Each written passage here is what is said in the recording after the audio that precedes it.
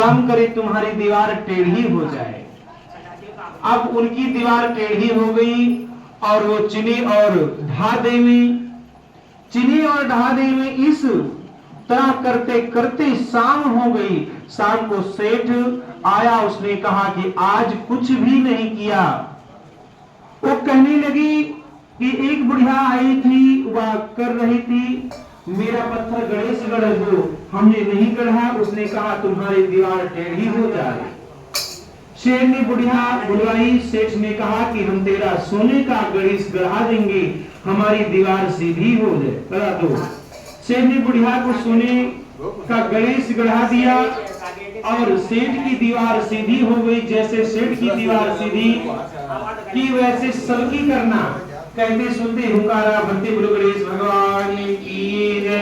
करवा एक साहूकार था, उसके 7 बेटे थे, 7 भाई भाई।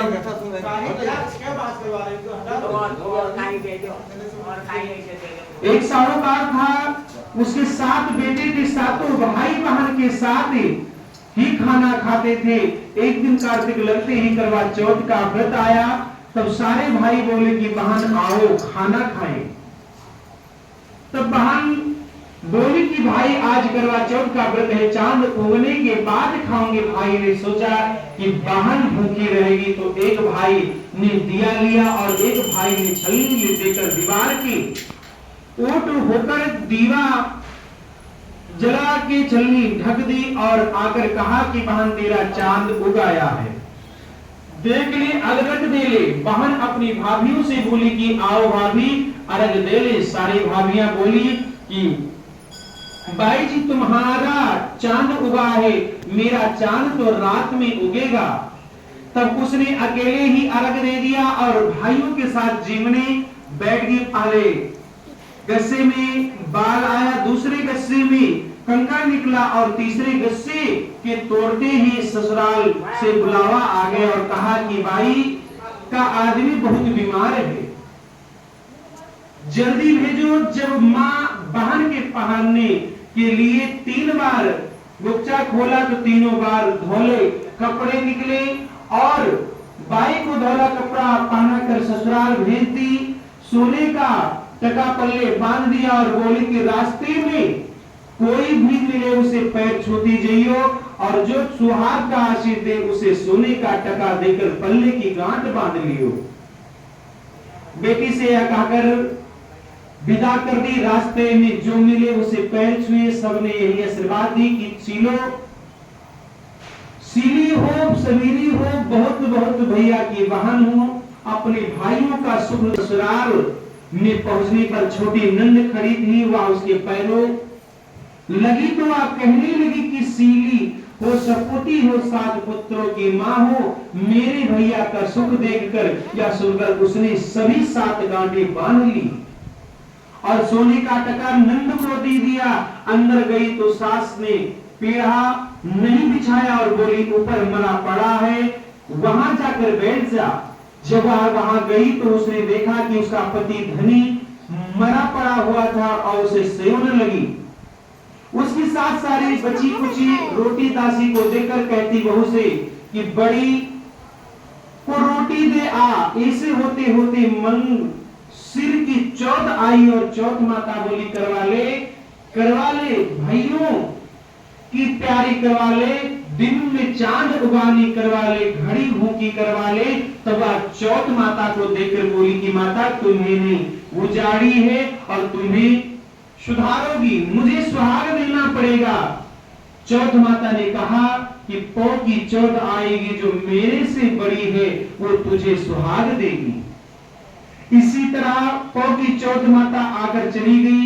माघ की, फागुन की, चैत्र की, बैसाख की, जेठ की, आषाढ़ की, श्रावण की, भादों की सारी चौथ यही जवाब देती थी कि अगली चौथ आएगी, उससे कहियो कि वह मुझे सुहाग देगी। पीछे असोज की चौथ आई, उस चौथ ने कहा कि तेरे पर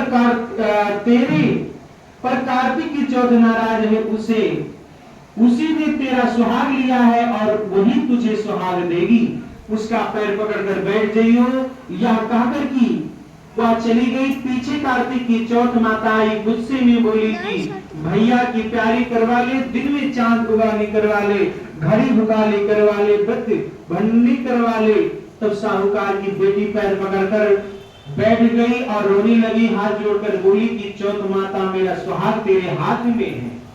चौथ माता बोली कि छोड़ पापनी हत्या हरनी, मेरा पग क्यों पकड़ रखी बैठी है।